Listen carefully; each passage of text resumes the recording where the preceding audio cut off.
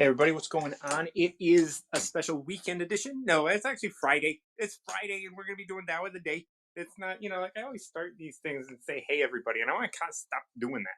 I want to just say, "It is Dow of the Day" or something. Like just be excited about something. I don't know. It's nice. It's nice to be excited. It's good to be excited. I want to be excited. I just got back from Virginia a little bit ago, and that's it. That's where I'm at. And I am looking for you to join me. Give me a number between 1 and 81, and we'll go through your Tao for the day. The Tao translates as the canon of reason. And the Tao Te Ching is a great text written about 600 BC.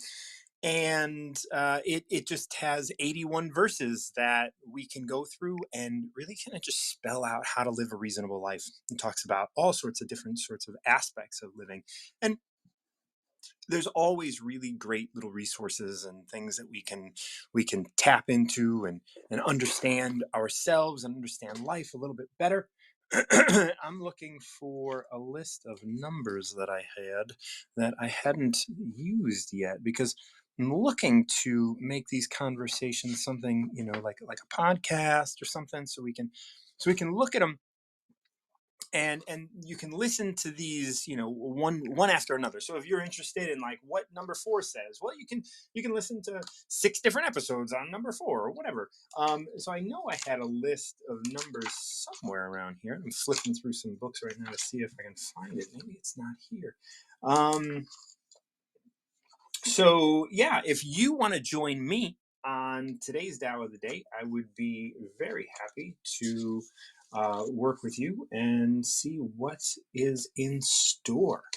Well, let's see. I'm gonna pick number 12 today. Number 12. I'm hard to believe that I haven't used 12, but 12 turns out like I'm looking at this one. It's like one of my faves. I know I've mentioned this before, but I haven't. I don't think we've read through it. So wonderfully, I'm gonna go ahead and read through 12.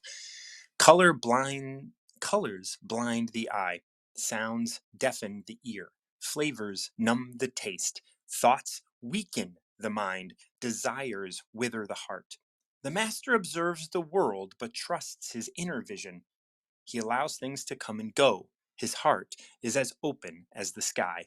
I mean, it's got to be the fact that I must have read this one already because it does sound so familiar, but I do love this one so much. So, either way, whether I've read it or not, here goes. What a wonderful, like, first off, colors blind the eye, sounds deafen the ear, flavors numb the taste, thoughts weaken the mind. These are all talking about desires wither the heart. These are all talking about our senses, right? Like our senses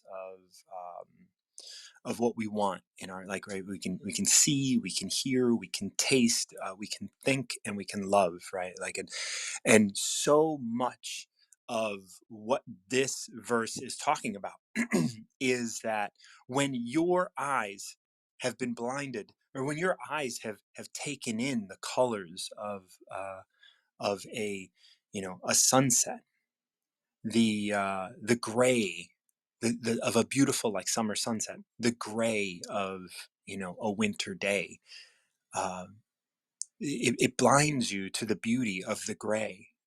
Right, like it blinds you to the, like, that's what this color blinds the eye means. And sounds deafen the ear. How many people that are listening right now like have music that they really like and music that they don't like, right? And once we have these ideas, and once we have these thoughts of like, this is good, these colors are good, this is a beautiful sunset, or this sounds good, or this music is good, once we indulge ourselves in the depths of what sound is and what colors can be. I'm a painter, trust me. When it says colors blind the eye, I I used to get a little offended by that.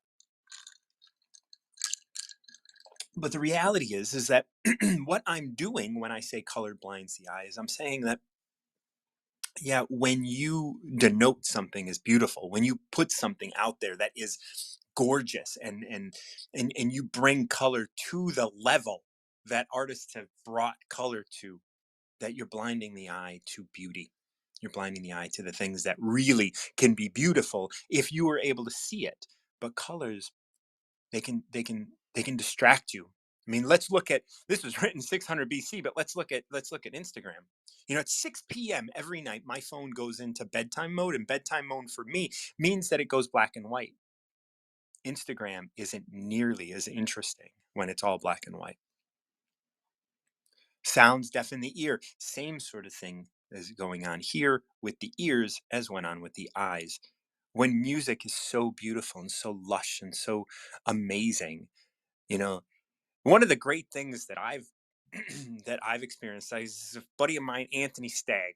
Anthony Stagg and I would one time we went to the opera and we left the opera and we were listening to like I forgot. I think we were listening to like Run DMC or something after we left the opera. It's like he and I were able to kind of take in the craziness of the idea that like we could experience both of these things equally. It wasn't about like experiencing one as better than the other or one as, superior or anything. We were able to experience them together equally. And we were able to say, you know what, Run DMC and the Chicago Symphony Orchestra or the Lyric Opera, we're here in Chicago, are equally good, right? It's just like when when they say the history of art hasn't improved in millennia, right? Like art has not improved. When you look at the paintings in the caves of Lascaux and you look at the paintings in the Prado, for instance, like painting hasn't improved. It's changed, but it hasn't improved. But we have to be able to recognize that. You can't be blind to the colors, because if you're blind to the colors, you're going to go into the Prado and you're going to be like, well, these and you're going to say these paintings are definitely better than the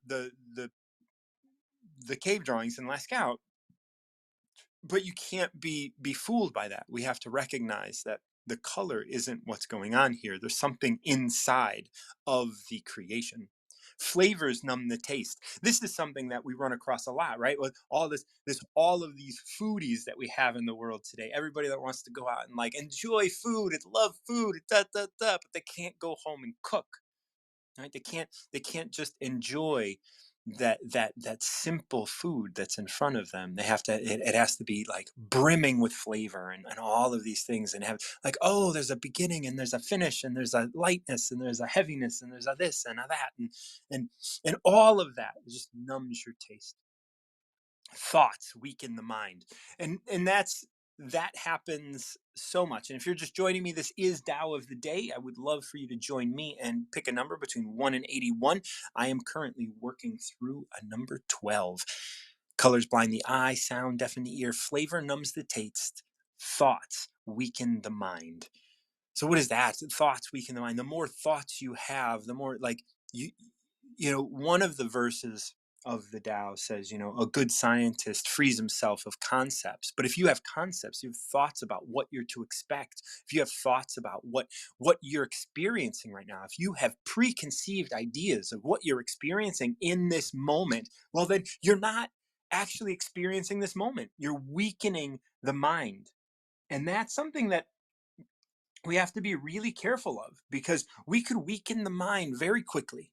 We can weaken the mind just by having a preconceived idea of what we're about to experience. And if you went to work yesterday, odds are that when you go to work today, you're going to have a bit of a preconceived idea of what you're about to experience, and that is going to weaken your mind. You're not going to be awake for the thing that's happening right now. I just took a flight from Virginia and I'm back here in Chicago now. And on the flight, I was just sitting there with my body. So as once I sat down in my chair, I was like, all right, I'm gonna spend the next 2 hours, hour and a half flight time, half hour to get up in the air or whatever. And I put on a timer, and I was listening to the timer. What the timer does for me, it's like Insight Timer. It starts with a bell, ends with a bell, but every 5 minutes it gives me a little wood clap. And the wood clap for me is just, hey, come back. Make sure you are being present and you're not distracted. You're not walking away. You're not, so every 5 minutes it'll give me a little wood clap to just bring me back, just in case I fall away. And if I don't fall away, the wood clap just is there. And it doesn't matter, but that allows me to be here, be present, feel the plane, hear all of the conversations without listening to any of them and just be present without judgment. And when I see judgment arise, I'm able to let it go. And so that's where this thoughts weaken the mind can come in. Desires wither the heart. As we have desires for things, without achieving or without gaining or without getting that desire, our heart could become withered. And that's something that is really important to me as well. And so all of these things, colors blind the eye, sounds deafen the ear, flavors numb the taste, thoughts weaken the mind, and desires wither the heart. These are things that are just like, hey, be present with what is, and don't overesteem these things. Don't go out of your way to get more color, more sound, more flavor, more thoughts, more desires. And I think in our world of manifestation, right, in the world of the conversations of manifestation, we talk a lot about desire. And actually, those desires wither your heart. And so it's important to be fresh and be present with yourself right now.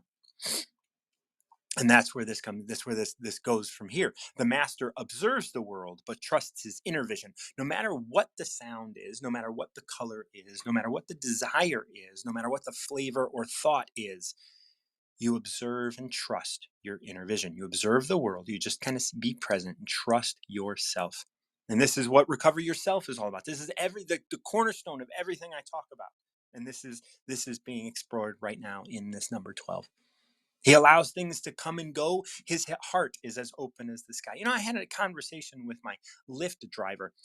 I made her cry pretty quickly in our ride. She was, it was an emotional, good cry. We were talking about a lot of things, and and one of the things we were talking about is respect, and how can you show somebody that is going through some troubling time respect. And I said, well, you got to start with an open heart.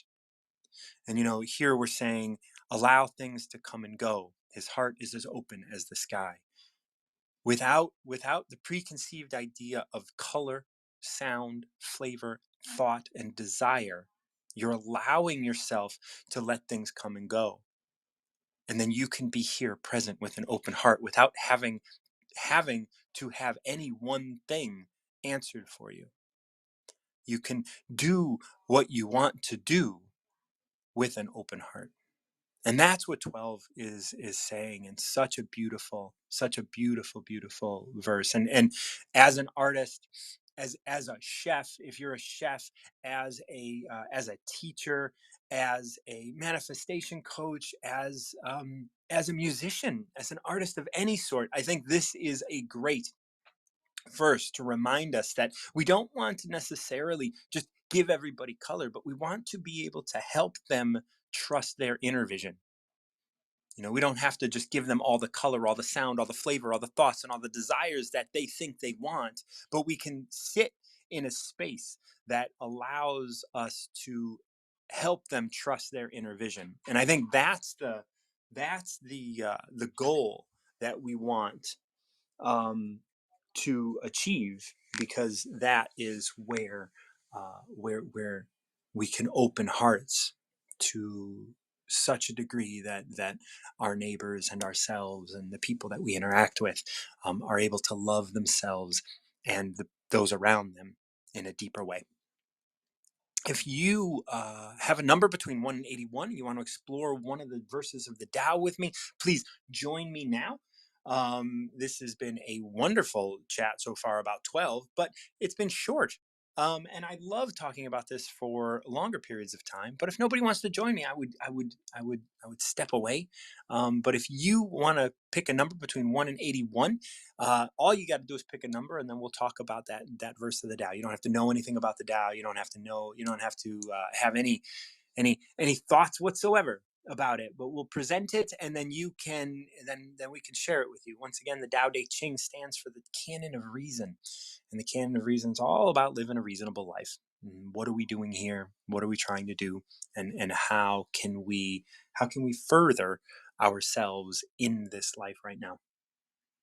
Okay. I'm your host, Martin John. I host the Recover Yourself podcast, and I host workshops regularly. I got 4 workshops coming up. They're all the same workshop. It's entitled Recover Yourself. It's all for, it's open to the public, but also counselors and clinicians can earn CEUs through that. And I would love if you were to join me on one of those workshops. Those workshops really kind of look at what it is we are perceiving in the world and how we can address that, how we can further address ourselves as we look at the perceptions we carry. Because the perceptions we carry are often carried because of trauma and because of old ideas that we carry within us. And when we can expose those, we can face them. And if we don't face those, then we're often living under the influence of something else. And that's an important aspect, and that's something that we can we can each achieve within ourselves, and then leading us to love ourselves more, and once again that allows other people to love themselves and allows them to feel loved by us. So yeah, if you're interested, please contact me through Instagram on a DM, or just contact me through my website. You can find all those links here on Wisdom. Once again, this is the Tao of the Day, and the Tao of the Day happens Monday through Friday in the mornings Central Time. And I invite you to join me whenever you feel called to. Thank you so much. I'm your host, Martin John. This is a Recover Yourself production, and until next time, keep recovering yourself.